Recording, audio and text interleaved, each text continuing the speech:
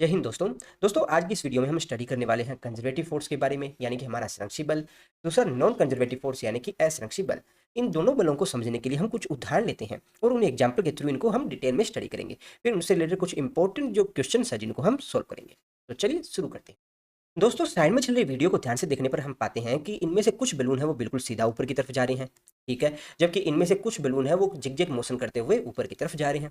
ठीक है ना। मान लेते हैं जो बलून है वो स्टार्टिंग में इनकी पोजीशन सेम है, यानी कि y इक्वल्स टू 0 पर मौजूद है, और किसी समय t के ऊपर दोनों बलून है वो पहुंच जाते हैं, किसी h हाइट तक की दूरी तय करके ऊपर की तरफ पहुंच जाते हैं। मान लेते हैं यहाँ तक दोनों बलून पहुंच रहे हैं, और ये दूरी कितनी मान लेता हूँ मैं, h मान लेता हूँ।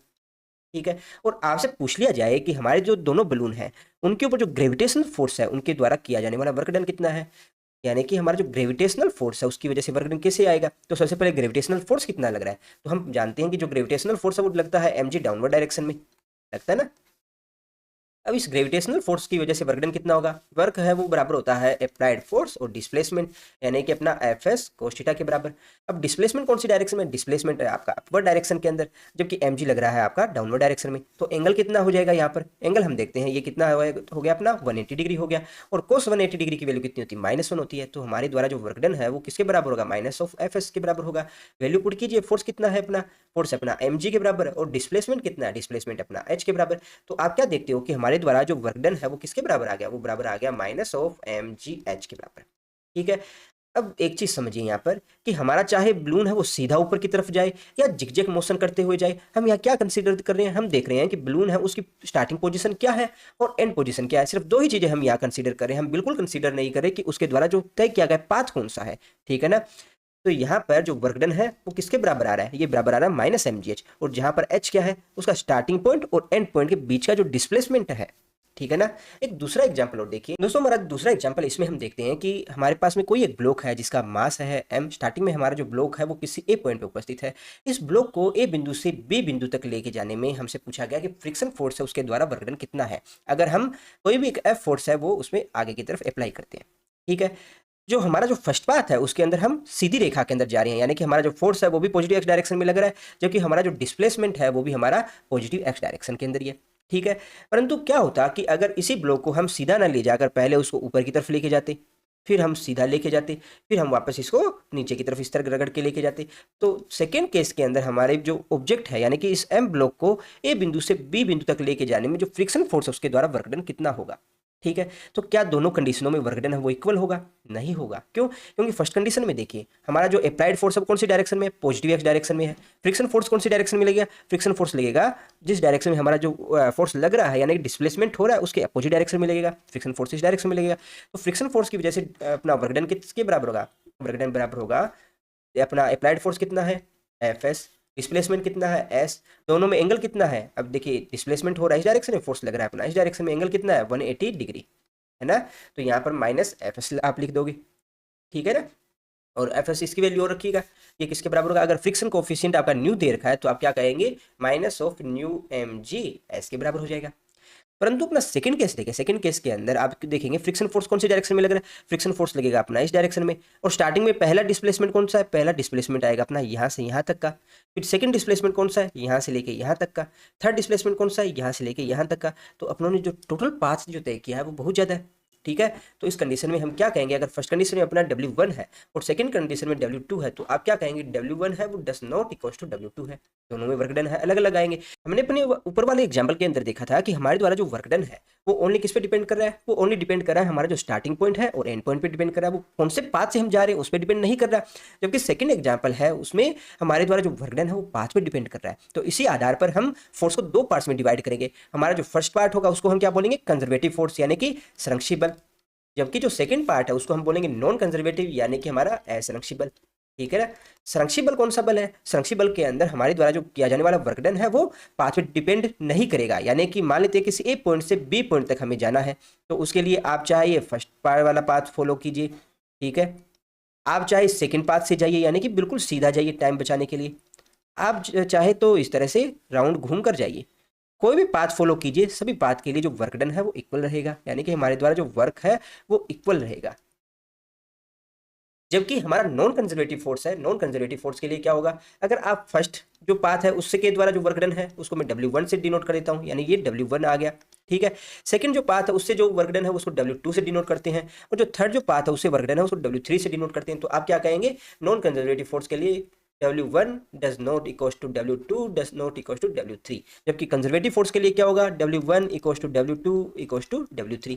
ठीक है, तो इसके डेफिनेशन में आप क्या लिखोगे कि कंजर्वेटिव फोर्स है उसमें हमारे द्वारा जो वर्क डन है वो इंडिपेंडेंट होता है पाथ से, यानी कि जो हमारे द्वारा जो तय किया गया पाथ है उस पर डिपेंड नहीं करता। जबकि हमारा जो नॉन कंजर्वेटिव फोर्स है उसमें हमारा जो वर्क डन है वो डिपेंड करता है किस पे, पाथ पे डिपेंड करता है। कुछ एग्जाम्पल है इनके, जैसे अपना जो ऊपर लिया था, जैसे ग्रेविटेशनल फोर्स हुआ अपना, अपना जो स्प्रिंग फोर्स है, और अपना जो इलेक्ट्रोस्टैटिक फोर्स है। इलेक्ट्रोस्टैटिक्स को आप 12th क्लास में पढ़ेंगे। 12th क्लास के अंदर जब भी कोई भी दो चार्ज होते हैं, यानी कि कोई भी दो आवेश है, आवेश को हम क्यू से डिनोट करते हैं, तो उन आवेशों के मध्य जो लगने वाला फोर्स है उसको हम इलेक्ट्रोस्टैटिक फोर्स की फॉर्म में दिखाते हैं, जिसमें आप कूलाम बल के पढ़ेंगे। ठीक है ना। इसी प्रकार से हमारा जो फ्रिक्शन फोर्स लग रहा है, फ्रिक्शन फोर्स लग रहा है, आपका एयर रेजिस्टेंस है, आपका जो रस्सी है यानी कि स्प्रिंग है उसके अंदर जो टेंशन फोर्स लग रहा है, ये सारे सारे किस में आते हैं, ये नॉन कंजर्वेटिव फोर्स की कैटेगरी के अंदर आते हैं। ठीक है ना दोस्तों। कंजर्वेटिव और नॉन कंजर्वेटिव फोर्स को थोड़ा और डिटेल में समझने के लिए हम एक एग्जांपल और लेते हैं। मान लेते हैं आपके पास में एक बॉल है। ठीक है, इस बॉल को आप ऊपर की तरफ उछालते हैं, और ये हमारी बॉल क्या है कि ऊपर की तरफ जाती है, और कोई एक हाइट h तक जाने के बाद में ये बॉल है वापस नीचे की तरफ आ जाती है। ठीक है ना। तो आपसे पूछा जाता है कि जब बॉल हमारी है उसको हम किसी ए पॉइंट से छोड़ रहे हैं, और ये ऊपर की तरफ किसी h हाइट तक जाने के बाद वापस नीचे की तरफ अपनी स्टार्टिंग पोजीशन के ऊपर आ जाती है, तो उस कंडीशन के अंदर हमारा द्वारा जो वर्क डन है वो कितना होगा, कितना होगा भाई। आप कहेंगे जब यहाँ से ए पॉइंट से इस पॉइंट बी तक जा रही है तो वर्क डन जाते समय कितना होगा।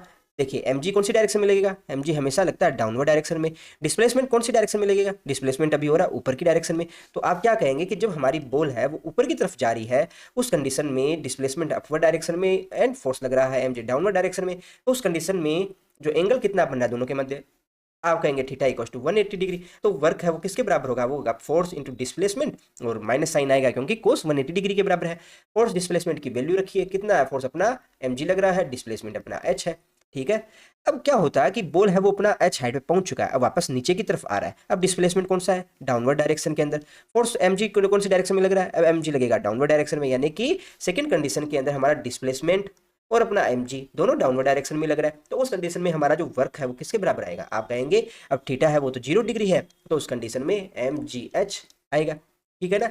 तो यहाँ से फर्स्ट और सेकंड कंडीशन को आप देखते हो तो आप क्या कहते हो कि कोई भी बॉल है उसको ऊपर जाने में और वापस नीचे आने में, यानी कि एक सर्कल पूरा तय करने के अंदर, पूरा एक साइकिल लगाने के अंदर जो टोटल वर्क डन है वो किसके बराबर होगा।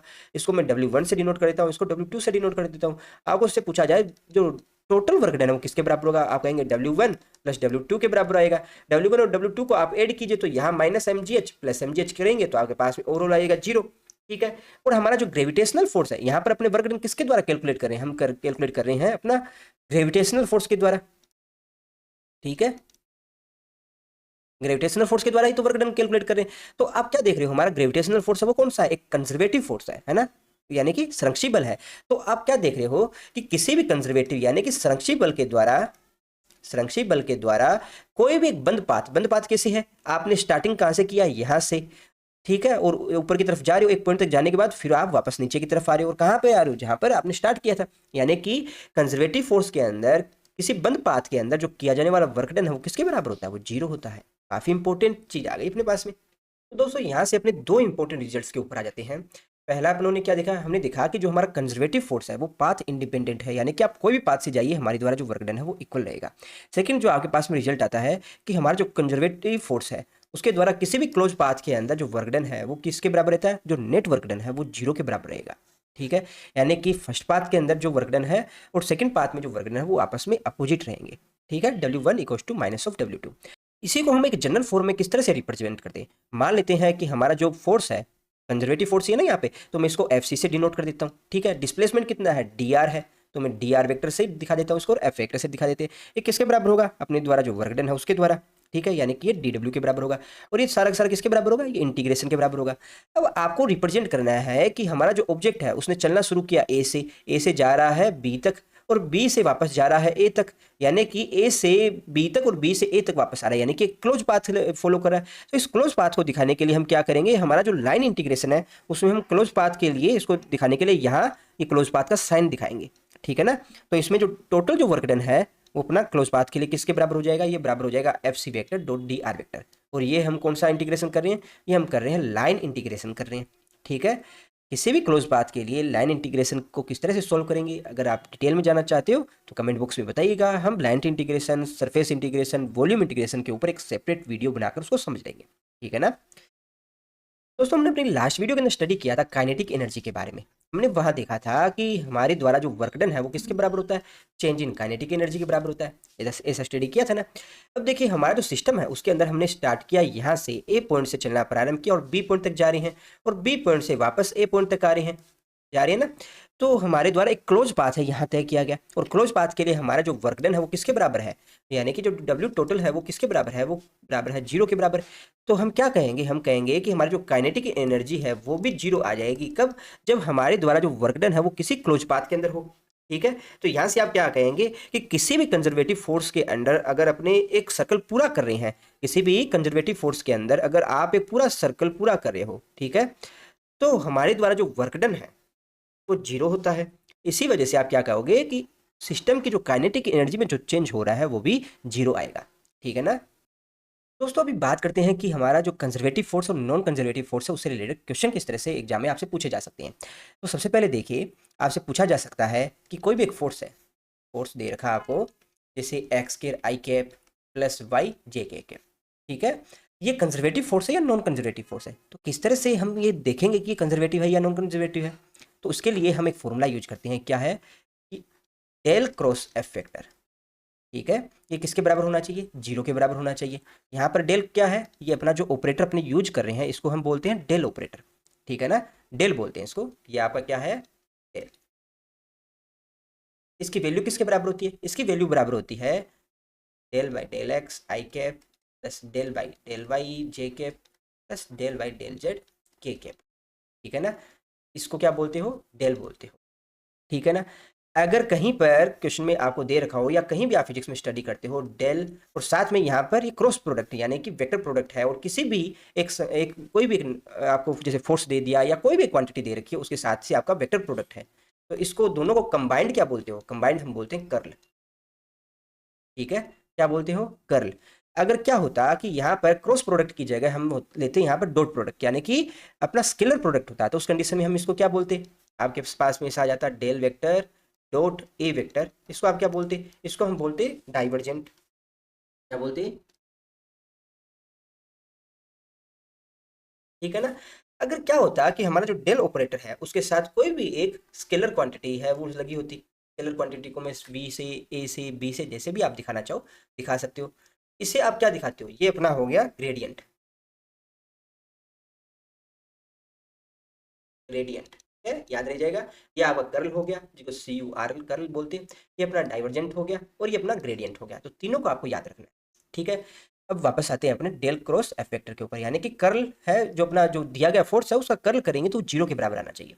इसका एक जो डिटर्मिनेंट की फॉर्म में भी यानी कि सारणिक फॉर्म में भी इसको हम रिप्रेजेंट कर सकते हैं। और क्या आएगा आपका, सबसे पहले तो देखिए आपका तीनों डायरेक्शन ले लीजिएगा, यानी कि आई कैप जे कैप एंड के कैप ले लीजिएगा, और तीनों डायरेक्शन के अंदर आपके जो डिफ्रेंसिएशन है इनको क्या बोलते हैं, ये डेल बाई डेल एक्स है, इनको हम बोलते हैं पार्शियल डिफ्रेंसिएशन यानी कि आंशिक अवकलन बोलते हैं। इनके बारे में भी हमने डिटेल में स्टडी कर रखा है।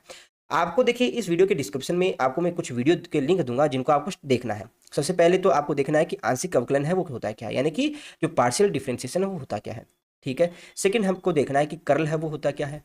सेकंड आपको देखना, थर्ड आपको देखना है कि अपना डाइवर्जेंट क्या होता है, ग्रेडियंट क्या होता है, इनकी फिजिकल जो रिप्रेजेंटेशन है वो आपको क्या बताती है। ठीक है ना, ये चीज़ें आपको देखनी है। वापस आते हैं, तो यहाँ पर जो आई कैप है उसके नीचे आप लिखोगे del by del X, J cap की जगह del by del Y and del by del Z. ठीक है ना, तीनों आ गए। तो देखिए फोर्स है, फोर्स में भी आप क्या करोगे, इसको एक जनरल फॉर्म में लिख लेते हैं। क्या आ जाएगा आपका F x I cap F Y J cap plus F Z K cap. ठीक है ना, तो ये किसके बराबर आ जाएगा, आपका F X F Y and F Z. ये सारा का सारा किसके बराबर होना चाहिए, 0 के बराबर होना चाहिए। अगर 0 के बराबर आ रहा है तो हमारा क्या हो जाएगा, कंजर्वेटिव फोर्स। कंजर्वेटिव फोर्स इसके बराबर आ रहा है 0 के बराबर, तो हम क्या बोलेंगे, संरक्षी बल। याद रहेगा, अगर 0 के बराबर नहीं आ रहा, 0 के बराबर नहीं आ रहा, तो उस कंडीशन में आप क्या बोलोगे, del vector cross F vector does not equal to 0, तो आप क्या कहोगे, non conservative. Non conservative force, यानी कि आपका असंरक्षिबल। याद रहेगा, दोनों ही चीज़ों को याद रखिएगा, बड़ा ही इंपॉर्टेंट है। अब चलते हैं अपने क्वेश्चन की तरफ। तो दोस्तों अभी अपने क्वेश्चन को देखिए आप जरा। तो इसमें हमें दे रखा है फोर्स दे रखा है अपना x square i cap y J cap दे रखा है, ठीक है। आपसे पूछा है इसमें कंजर्वेटिव फोर्स या नॉन कंजर्वेटिव फोर्स, तो सीधा सा इस डिटर्मिनेंट में वैल्यू पुट करेंगे और देखेंगे ये जीरो के बराबर आती है नहीं आती। तो यहाँ पर अपने एफ एक्स है उसकी जगह एक्स केयर रख दिया और एफ वाई की जगह वाई रख दिया, ठीक है ना। एफ जेड का अपने पास कोई कंपोनेंट है नहीं तो वो जीरो आ गया। इस डिटर्मिनेंट को खोलिए जरा, तो क्या आ जाएगा, सबसे पहले आई कैप के लिए खोलेंगे तो क्या आ जाएगा, आई कैप के लिए आप खोलिए, क्या आ जाएगा आपका डेल बाई डेल वाई, साथ में जीरो, फिर माइनस ऑफ आपका del Y by del Z, ठीक है ना। फिर जे कैप के लिए खोलेंगे, जे कैप के लिए खोलोगे तो ये आ जाएगा, ठीक है, माइनस ऑफ जे कैप के लिए खोलिएगा क्या आ जाएगा, del by del X zero, minus of ये आ जाएगा डेल बाई डेल जेड, ये एक्स के आ जाएगा, है ना।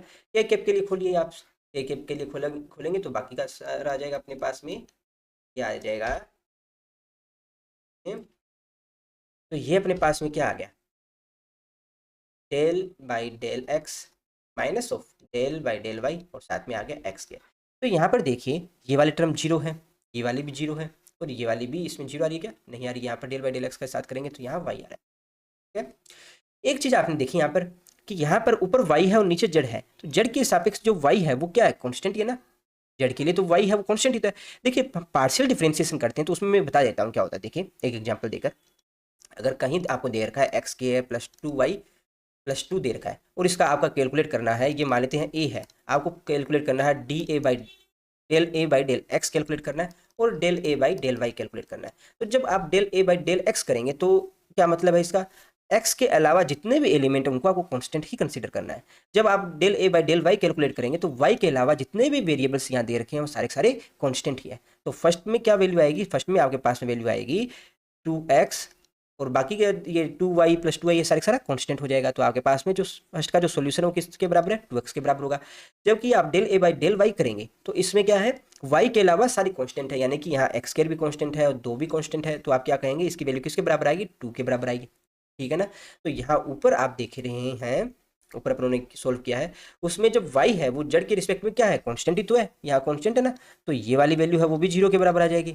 यहाँ एक्स स्क्वायर है ये भी जेड के रिस्पेक्ट में कांस्टेंट है तो इसकी भी ओवरऑल वैल्यू जीरो आ जाएगी। यहाँ एक्स स्क्वायर है ये भी वाई के रिस्पेक्ट में कांस्टेंट है तो इसकी वैल्यू भी जीरो आ जाएगी। तो ओवरऑल आप क्या देख रहे हो, इस सारी की सारी जो वैल्यू है वो zero minus zero plus zero आ रही है। तो यहाँ आप क्या कहेंगे कि इस डिटरमिनेंट की वैल्यू है ये जीरो के बराबर आ रही है, यानी कि अपने पास में क्या है, डेल क्रॉस एफ वेक्टर है वो जीरो के बराबर आ रहा है। तो हमारा जो फोर्स है वो किसके बराबर है, फोर्स हमारा कंजर्वेटिव हो गया, ठीक है ना, कंजर्वेटिव फोर्स आ गया।